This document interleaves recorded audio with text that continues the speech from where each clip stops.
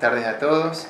Bueno, acá estamos cumpliendo nuestro rol de abogado día a día, así que en esta oportunidad con un resultado positivo para los intereses que hemos defendido. Interesante, le hablamos a la gente de la causa de Cardoso, que fue en un momento también de la sociedad, en diferentes medios ha opinado, pero preguntarle a usted, que estuvo ahí, que consiguió esta libertad de su cliente. Sí, básicamente fue acusado de un delito. Nosotros intervenimos en la última etapa del expediente, es decir, 60 días antes del debate oral en el Tribunal Oral en lo Criminal Federal en Paraná. Bien, ya teníamos la prueba ofrecida por parte de Fiscalía. No tuvimos oportunidad desde nuestra parte de ofrecer prueba porque ya era una etapa procesal concluida. Entonces fuimos al debate con los elementos probatorios que se habían recabado durante la instrucción. Y nosotros siempre tenemos como filosofía en nuestro estudio jurídico defender que, digamos, cualquier clase de avasallamiento o prepotencia del poder punitivo y del poder estatal frente al vecino común, frente al vecino de a pie, al ciudadano común.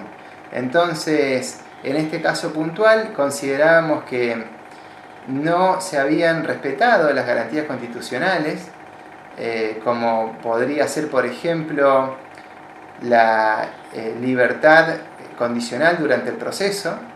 Por eso es que nos fuimos hasta la Cámara de Casación Federal, en Comodoro Pi, porque consideramos que no era necesario mantener preso a una persona que se presenta a estar a derecho, que se presenta en cada oportunidad procesal que corresponde, que además ofrece caución juratoria, ofrece caución real, ofrece vehículos, digamos, para garantizar su comparecencia al tribunal cada vez que sea llamada, y aún así le deniegan toda clase de excarcelación. Y estuvo preso más de un año, una persona que termina siendo absuelta de culpa y cargo por el Tribunal Oral Criminal de Paraná. Interesante, doctor, porque ¿en qué se basó? ¿Cuáles fueron los fundamentos para conseguir la libertad, si nos puede contar? Bien, sí, acá se trataba de un delito federal. Los fundamentos que nosotros tuvimos es que la carencia probatoria de la instrucción, digamos, en Fiscalía no tuvo elementos suficientes para comprobar la existencia de un hecho pasible de ser punido, de ser penado. Y nuestra defensa se basó principalmente en que quienes son un poco entendidos de derecho penal sabrán que para que exista el delito tiene que haber una conducta típica, antijurídica y culpable. ¿Qué significa esto? Que la conducta tiene que ser una acción humana que además esté tipificada por la ley penal, es decir, que esté consagrada como delito en el Código Penal o en alguna ley especial, en este caso era la ley de estupefacientes, que además sea antijurídica, o sea, que no esté permitida por ninguna otra norma del derecho vigente como posibilidad de exculpar, digamos, a esa conducta tipificada, y que además sea reprochable a la persona en carácter de dolo o de culpa. ¿Qué hicimos nosotros? Demostramos que no existía tipicidad en la conducta de nuestro defendido porque faltaban los elementos volitivos, los elementos de voluntad que tiene que tener. En una persona que se le acusa de una tenencia de estupefacientes con fines de comercialización, uno debe probar no solo la tenencia de estupefacientes, sino también el fin comercial que persigue. Por supuesto. Entonces, de cómo se prueba ahí con determinados medios probatorios, como lo pueden ser los testigos, pericias, indicios, presunciones, o elementos que lleven a la convicción suficiente que puede tener un juez para lograr una sentencia condenatoria. Es decir, para investigar a una persona con la mera sospecha se puede llegar a una imputación. Se lo imputa de tal delito. Pero luego tiene que haber probabilidad, ya no solo sospecha, sino probabilidad para que el juez de instrucción, en el sistema procesal penal federal, el juez de instrucción procese a una persona. Hoy lo estamos viendo con casos de renombre, como es el caso de Vudú, de Vido, Cristina, Jaime, un montón de, digamos, políticos por ahí, tienen Sí. más, son casos que la gente conoce un poco más. Y con esa, digamos, con una, no solo sospecha, sino probabilidad se procesa. Pero para llegar a la condena se necesita certeza. Un juez no puede condenar a una persona si no tiene certeza de que cometió un delito. Ahí es donde rige el principio que ante la duda se debe favorecer al acusado.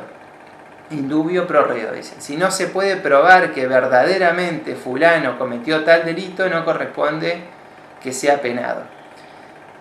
Además, bueno, eso es uno de los principios constitucionales que rige. Otro es el de la libertad durante el juicio. El debido proceso, si uno respeta las reglas del proceso, no tiene por qué estar preso durante su defensa, porque justamente es un limitante y una presión para cualquier persona que es acusada de algo sin que se haya probado, que esté preso durante el trámite de su causa.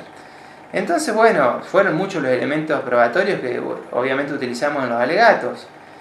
Citamos fallos de la Corte Suprema de Justicia de la Nación, de la Corte Interamericana de Derechos Humanos, también plenarios de la Cámara Federal de Casación Penal, fallos diversos de la Cámara Nacional de Apelaciones, alguna jurisprudencia del Tribunal Oral de Paraná también.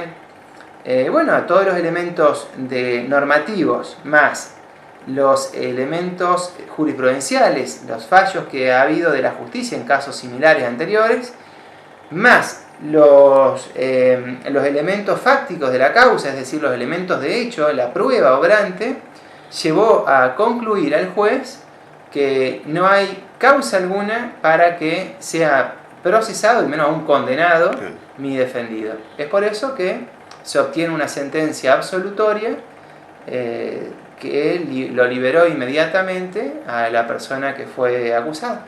O sea que ni siquiera archivaron la causa, sino que fue absuelto completamente. Fue absuelto. No es que no se trata de una probation, de una suspensión de juicio a prueba, de una condena condicional, de una condena pero por tenencias para uso personal, sino acá se trata específicamente de una absolución de todo culpa y cargo. Doctor, y después del año que pasa una persona detenida, ¿no es cierto?, que no se tienen las pruebas necesarias, que sale absuelto, ¿qué es lo que viene? ¿Qué es posterior? ¿Se va a realizar algún tipo de acción legal? Bien, respecto a lo que sería una reparación civil, un resarcimiento, depende siempre de la voluntad y la intención de que tiene el cliente. Si el cliente considera que ha sufrido un daño injustamente, puede intentar obtener una reparación pecuniaria contra el Estado, en este caso el Estado federal, por el daño que considera injustamente sufrido. Luego de que un juez civil evalúe la razonabilidad del planteo y la fortaleza probatoria del mismo, puede dictar una sentencia que condena al Estado a pagar una suma de dinero en concepto de indemnización por los daños injustamente sufridos. Doctor, muchísimas gracias por la entrevista. Gracias a ustedes y bueno, saludos.